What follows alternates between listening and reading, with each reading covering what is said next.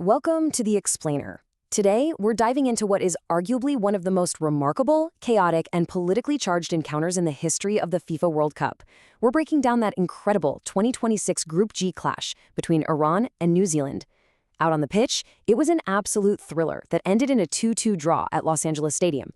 But the story of how these two teams even made it to the opening whistle, well, that's a saga unlike literally anything we've seen in modern sports. To really grasp the gravity of this match, we have to start right here. The visas necessary for Iran to compete have been issued. We will not allow the Iranian team to abuse the system to sneak terrors into the United States.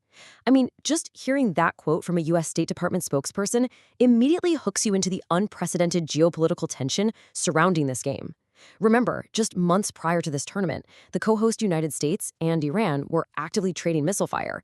The very idea of the Iranian national team coming to play on U.S. soil under these circumstances was completely surreal. The atmosphere was fraught with tension before a ball was even kicked. Section 1. The unprecedented political backdrop. The sheer logistical hurdles Iran faced just to step onto the pitch in LA were exhausting.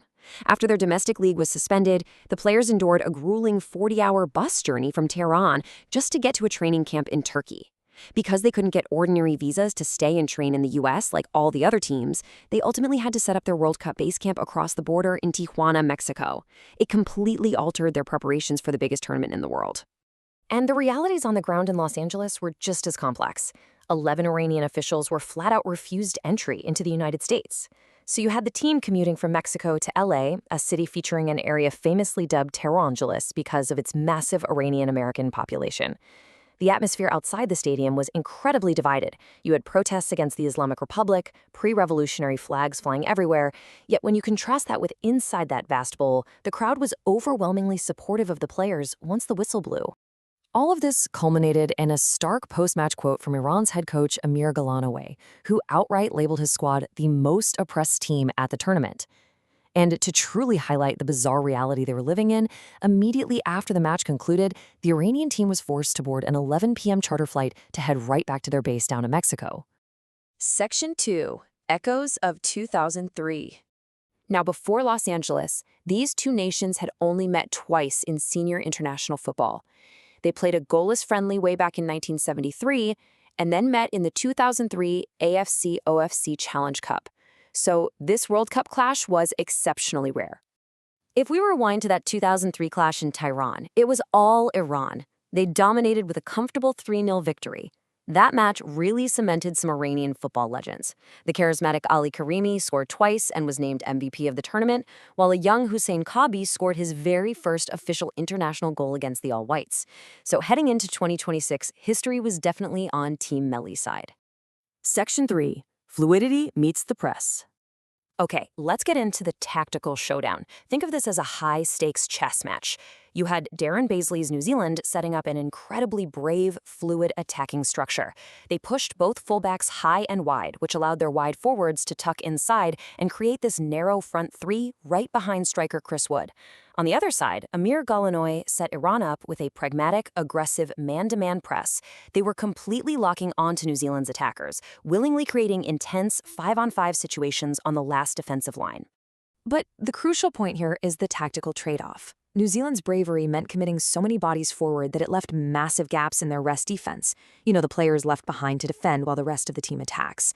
When you play a narrow front four, a central turnover becomes a huge liability, and Iran expertly capitalized on this vulnerability with rapid transitions. We saw this perfectly when Mehdi Taremi hit the post early on from a blistering counterattack. Section 4. A 4-goal thriller. The scoring mapped out exactly like a heavyweight prize fight. The momentum swings were absolutely wild. In just the 7th minute, New Zealand struck first through Elijah Just. Iran fiercely clawed their way back when Ramin Reza Ian equalized in the 32nd minute. But the All-Whites weren't done. Just scored again early in the second half, taking the lead for a second time, only for Mohamed Mohebi to head in another equalizer for Iran 10 minutes later in the 64th. We really have to pause here and emphasize the number 2. By scoring in the 7th and 54th minutes, Elijah Just made absolute history. He became the very first New Zealand player to ever score more than once in a single World Cup match.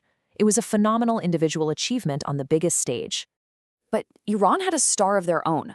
The player of the match performance by 36-year-old right-back Ramin Reziyen was spectacular.